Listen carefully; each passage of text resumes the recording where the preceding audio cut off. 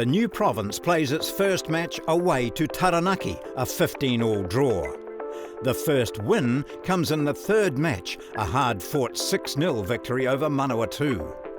The first home match is held at the Claudelands Showgrounds, and it's against international opposition, New South Wales, a 28-11 loss. But it's the brave, battling effort against the might and power of the Springboks at Claudelands that makes others sit up and take notice. The 6-0 loss highlighting the spirit which would become synonymous with Waikato region rugby teams. In 1925, Rugby Park is opened in Hamilton, complete with a new 60-foot-long stand. For the first 7 years, Waikato played in jerseys of black and white and blue and white. However, it is decided to combine the gold and black of the Hamilton clubs with the red and black of Old Boys. In 1929, Jack Tuck becomes Waikato's first All Black.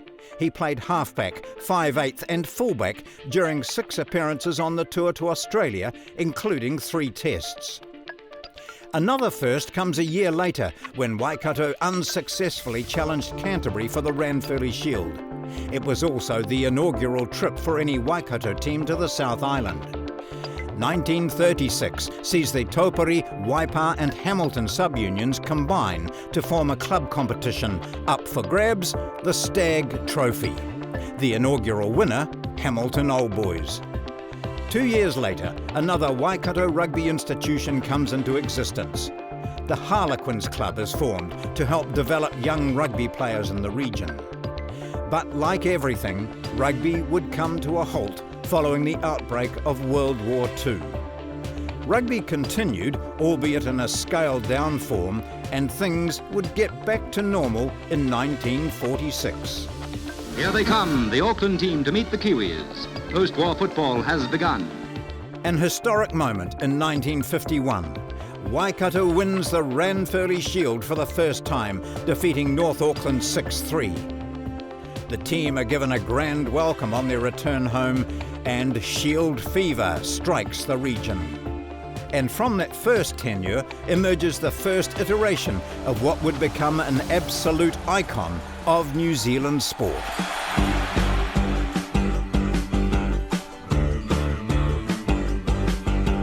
This photo is from the first defence of the just won Ranfurly Shield. However, the mascot, that we would come to adore, began life as a spark of vocalised creativity. One summer's morning, 1XH announcer Alan Bircher created a character. No name, no form, only a voice. The character soon had a name, thanks to a province-wide contest and 2 Tiro school pupils. The young pair suggested the character be called Mooloo. Not long after, a Hamilton signwriter by the name of Rents Hawkins conceived the shape of Mooloo. The rest, as they say in the classics, is history. Waikato rugby historian Winston Hooper would write in The Might of Mooloo. She slowly grew, gained in stature, until she spoke with real authority and became the voice of the Waikato. Her utterances were eagerly awaited by young and old alike. She soon became more than a character. She became an emblem, denoting the spirit of the Waikato, determination, ruggedness, fair play and pride. Her fame grew, and so did her antics. Cantabrians were in awe when the Mooloo train hit them in 1954, while the 1956 Springboks, well, they simply couldn't believe what they were seeing when Mooloo was in full flight. Mooloo did step away from public life for a wee while, but she was always there, waiting, watching, grazing. And in the late 1970s, when Waikato rugby needed a boost, the Supporters Club was revived. From the back paddocks of the province, in true bovine fashion, she meandered in, making a triumphant return to the sidelines and our hearts.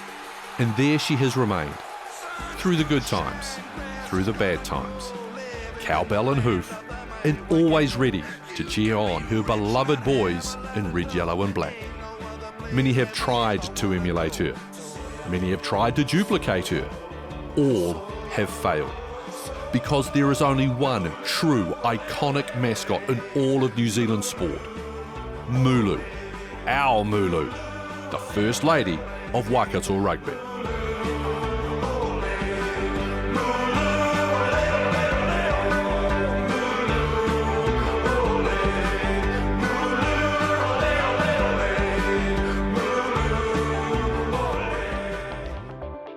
Waikato loses the Ranfurly Shield to Auckland in 1952, but soon regains it with a 6-3 win. It's during this tenure that Mooloo parades start being held on the morning of challenge matches, often bringing the main street of Hamilton to a standstill. This same season sees Waikato celebrate its first centurion when Taupiri United and All Blacks hooker Haz Catley plays his 100th game for the province in a Shield defence against West Coast in September.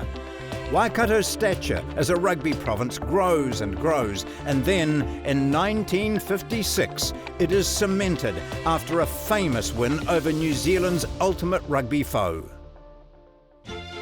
Hamilton is the centre of the rugby world this week. The mighty Springboks, the national rugby union team of South Africa, are in town to play Waikato at Rugby Park. And it seems the good folks of the region are very keen to help out the home side. It feels like the entire district are chipping in to unsettle the normally calm and composed men from the Republic. The effervescent atmosphere is perfectly noted in very jocular fashion by their coach, Dr. Danny Craven, while addressing fans at the pre-game Mooloo parade. If I had been a man from Mars and dropped down into your main street, I would have said without hesitation that it was the dumping ground for the lunatics of the world.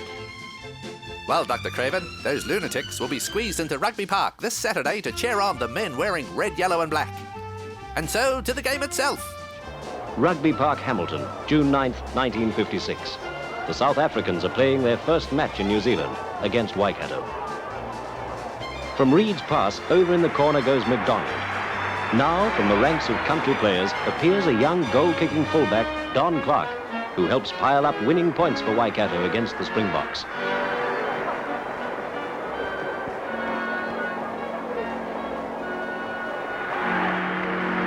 On their 1956 tour of New Zealand, the Springboks didn't lose another game until the first test. And to the winner the spoils. Victorious Waikato coach Dick Everest holds the prize Springbok head. Congratulations, Waikato. They'll be talking about your feat for many years to come. The Waikato side that played that day is regarded as one of the greatest the province has ever assembled. It featured members of the Kirione clan, whose surname is forever linked to Waikato Rugby. From 1951 to 1967, Waikato senior representative sides always included at least one member of the Clark family. Doug, Brian, Graham, Ian, Don, the Clark brothers. 5 talented athletes, 5 outstanding men. Their athletic prowess comes as no surprise given their parents. Father Alex was a member of the Opanaki side that won the Taranaki Senior Championship in 1929, while Mother Anne was a firm believer in sports participation, and that's just what the pair did with their 5 sons. The Clarks arrived at Tatanui from Taranaki in the mid-40s, before settling in Narua near Morrinsville a short time later. They would immediately link up with the Kirione Rugby Club. Ian would debut for Waikato in 1951, as would Don, the latter kicking the winning goal to help the Mooloos claim the Ranfurly Shield for the first time. Doug would debut in 1953, Brian in 1960, and a year later Graham, all 6'4", 16 stone of him, joined the same famed provincial club. But more on 1961 in a moment. Ian and Don would play Test rugby for the All Blacks. Ian even got to play against them in 1963 for the Barbarians, scoring the only points for the club, a drop goal. What props got away with back in the day. Don should rightly be classed as the first ever phenom of New Zealand rugby. But it wasn't just rugby that the Clarks excelled in. Don and Doug were first-class cricketers as well, and Graham would be heavily involved in Northern Districts cricket following the end of his playing days. Ian would not only play the game at the highest level, he would also referee, administrate, and in 1993 became the president of the New Zealand Rugby Football Union. And Brian would be a driving force in the Harlequin Rugby Club and was the president of the Waikato Rugby Union. Both Ian and Brian are life members. Now, I mentioned before about Graham joining the Waikato squad in 1961. That's significant because on the 12th of August 1961, the Clark brothers made up 1/3 of the Waikato side that faced Thames Valley in Te Arawa. That feat had only been done once before, back in 1903. To conclude, I read you the outstanding words of historian Winston Hooper. Throughout the brothers' careers, the closely knit structure of the Clark family was plain to see. The boys' debt to their parents was a great one. Waikato Rugby's debt to the Clarks was just as great. Two notable moments happened in 1966. A Waikato-wide club competition begins and the union formed a committee to foster female rugby in the province. And later that year, the first match played, a willing contest in which Kia Ora would prevail 9-3 over Avengers at the Frankton Railway Ground. The first 50 years would conclude with the Golden Jubilee celebrations in 1971, highlighted by a victory over New Zealand Māori 19-9. Waikato Rugby has had a long history and connection to the New Zealand Māori team, first playing them in 1923. 50 years had flown by, and the trials and tribulations to get the Waikato Rugby Union up and running had been firmly consigned to the history books.